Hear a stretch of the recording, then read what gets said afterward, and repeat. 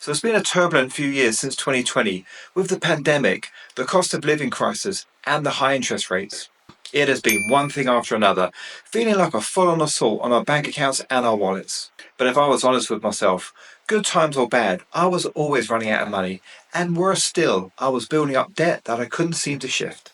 Now, taking out the external factors, I came to the conclusion it was my bad money habits that were making me broke and keeping me there. So here today, just for you, I've got my top 10 bad money habits. Now, they all played their part in making me broke, but the last three made me broke and kept me there for years, if not decades. So this is your chance to avoid the money mistakes I made right up into my 40s and avoid my regret. Starting with number one. How many times have you bought something on your credit card and the main justification was how many points you were going to receive? In fact, I'm embarrassed to say I would buy something that I didn't need just because it was a double point bonus. And it's not just points. I see people spending extra just to get those air miles for that special vacation. And those credit card companies make it so easy to develop that collecting mentality. Before you know it, you're adjusting your spending habits to buy more just to get those extra points and convince yourself you got yourself a great deal. You may even pay hundreds of dollars a year for a membership fee to get a card that will pay you extra points. You are set up for failure and for debt. Once I took a big step back and looked at all my money habits, I realized credit card points and air miles are there solely to encourage you to spend more money. That is it. That is the whole point of them. It triggers something in our brains to collect more points and get free stuff so we can brag about it. These days, I still use my credit card to buy things and I get points, but I make sure I pay it every week or at least at the end of the month in full. My points still build up, but much more slowly, and now I convert those points into money and put them into my investment account. Now watch that credit card and the overuse of it, as it often comes down to instant gratification. Now we will come back to that, it's number 8 on my list. But next is number 2. Over 50% of Americans, that's half the country, is carrying credit card debt that dates back to 2020. That's over 4 years, being charged interest every month on top of the previous month with sky-high interest rates. We have become numb to debt, and we have accepted that it's part of life and it is normal. And it's not just credit cards. We have the biggest car loan monthly payments in history. Our mortgages and rent are at historic high levels, and on top of all this, we are shopping and vacationing more than ever. Consumer debt is meaning less and less to us as we become desensitized to it. And worse still, we see everybody having their best life on social media and even on our streets, which makes us want some of the same. The sad fact is, chances are, those people are just as broke. Avoid bad debt and consumer debt at all costs.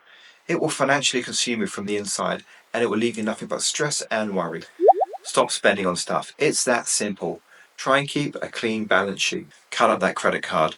Swap the truck for a car and live somewhere that's affordable. You can do it, just one step at a time.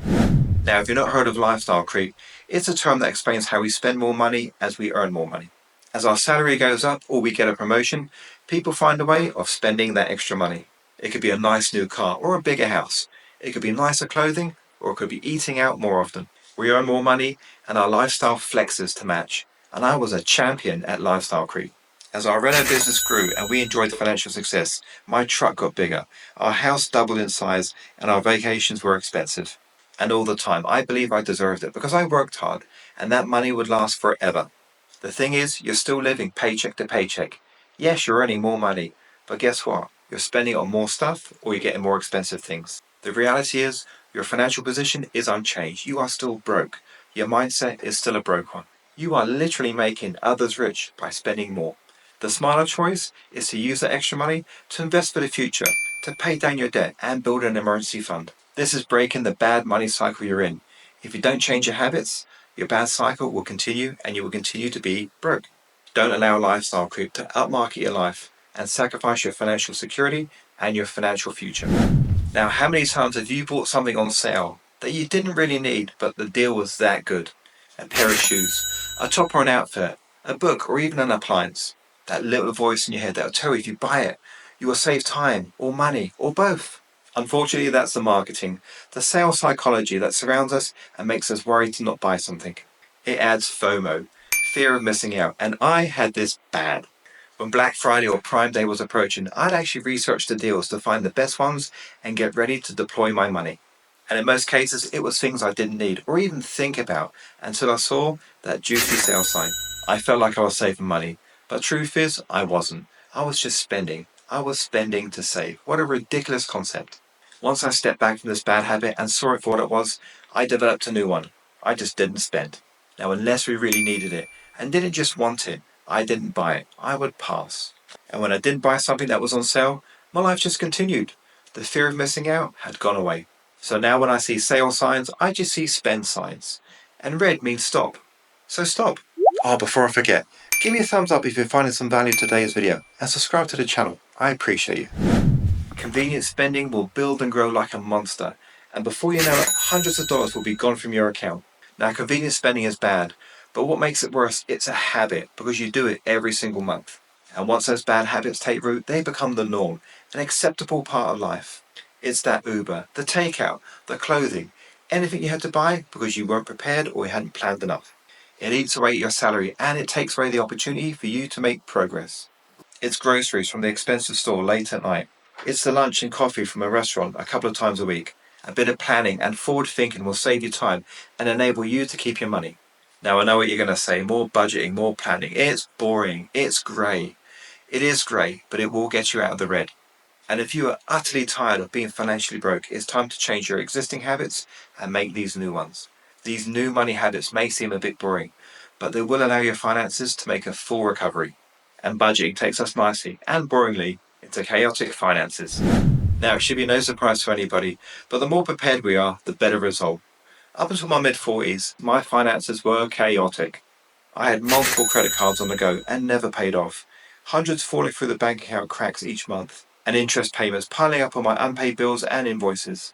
My bank account was a car crash, and because I was working so much, I didn't have time to fix it. Not that I knew what to do anyway. But after some research, I realized I could use a spreadsheet like this one to input all my spends and bills, so I could track my finances and get them organized once and for all. Was it boring? Yes, it was, to start with. But I realized I had to do something to change my bad habits and get myself out of the financial mess that I was in. After all, everything else had failed at this point, and I was in my mid-40s. It was about time I did something. So what were the benefits of budgeting, beyond sorting out my finances? Well, I found several savings, literally money being taken out of my account that I had forgotten about, every single month. I was able to tackle my debt and save on interest payments. I was also enabled to pass the nights out or a weekend away, knowing I couldn't afford it as I worked on a financial goal. So budgeting boring? Yes, it was. You can't dress it up. But did it help me? In the most amazing ways I couldn't believe. So the simple way I view instant gratification is taking money from my future needs to my present wants. Now, framing my overspending like that really helped me to curb it and focus on my long-term financial health. I decided to grow my money for the future instead of stealing it from it. I look back to my 20s and 30s and reflect on how I spent my money and my salary then. It was mainly clothes, vacations, and a lot of going out. It was a couple of decades of instant gratification, and at the end of it, I really didn't have a lot to show for it. In fact, I'm embarrassed to say, I was drunk so many weekends, I don't really remember much of it at all. Now, fast forward 20 years, I feel foolish and embarrassed. If I just put 5% of my salary into a long-term investment account, how different would my financial health be now today? 20 years of compound interest, with a small contribution every month, would have been life-changing. It was a wasted opportunity, wasted by instant gratification and poor financial planning. Now, it doesn't help that we are bombarded with advertising and social media. 24/7 encourage us to enjoy and spend. Embrace today and enjoy your impulses. Now, delayed gratification is your ticket out of this mindset. It will help you beat the system that's around us and help you avoid regret later in life. Don't squander your time in the market. It's one of your biggest assets, and it can explode your wealth beyond all expectations. Now, most people have at least one credit card, and as we saw earlier, most people in the US are carrying a credit card balance for years. By its very definition, it's bad debt, and even if you stop using it, that credit card debt will continue to grow. The interest rates are among the worst you can incur, and if you are paying the minimum, or worse still, missing a payment, you are slipping further and further into debt every single month. Now, for me, this spells out reliance. We've become reliant on credit cards to get through the month.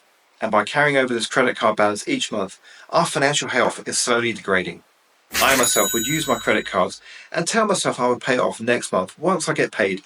I'm sure you've all had that conversation at least once with yourself. Of course, your paycheck would arrive and you'll put some in your credit card, but you won't clear all the balance. And here is the start of the problem and the hole that we end up in.